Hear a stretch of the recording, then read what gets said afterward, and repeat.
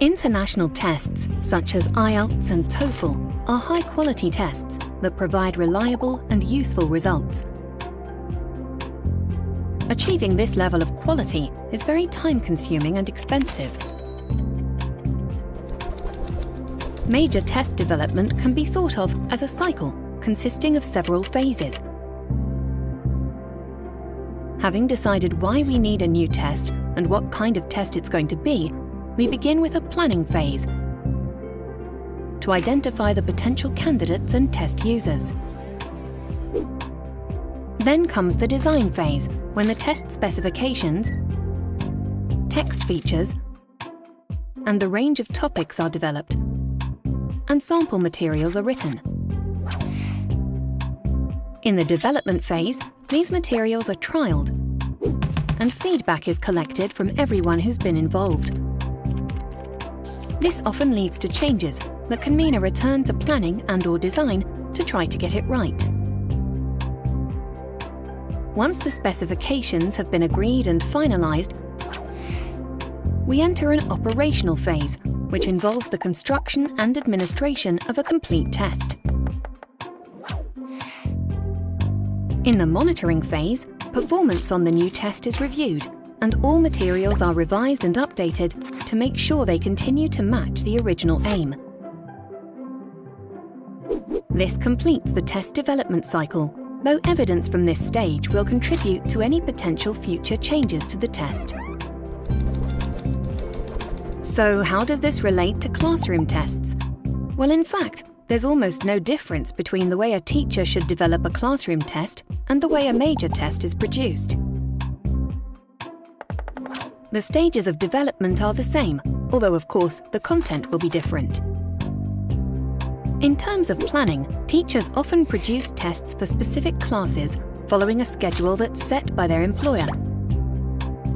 So the difference between a classroom test and a major international test is simply one of content, timing, format, and of reporting.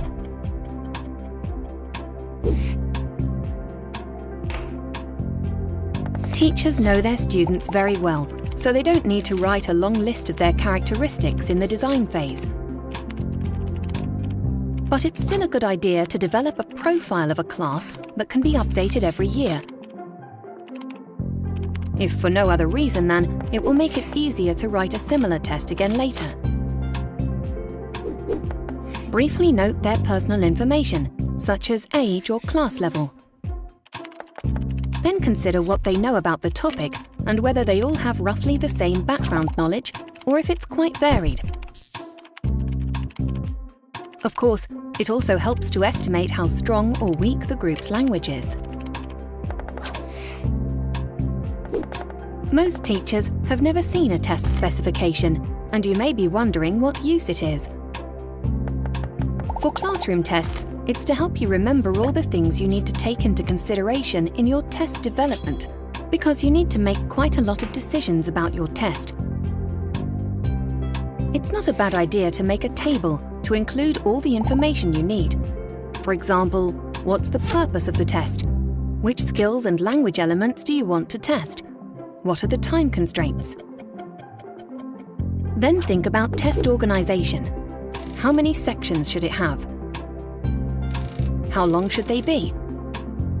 Which test methods, such as multiple choice or gap fill, are you going to use for each section? How many items do you need for each section? Are they all going to count equally? Or are some going to get more marks?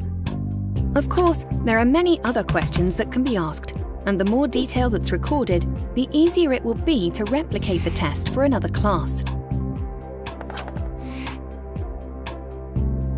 Next, look at the operational issues. Make notes about the test administration. For example, is the timing okay? Do they have enough or too much time? Are the instructions clear? Do the students need to ask for clarification? If there are any problems, it's a good idea to make note of them and what you said to clarify them.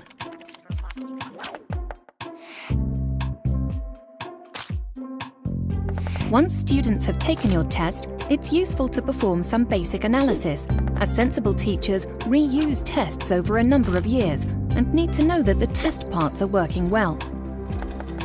Even for quizzes, it's still a good idea to make sure that no question is too easy or too difficult, because these might not tell us very much about the student's ability.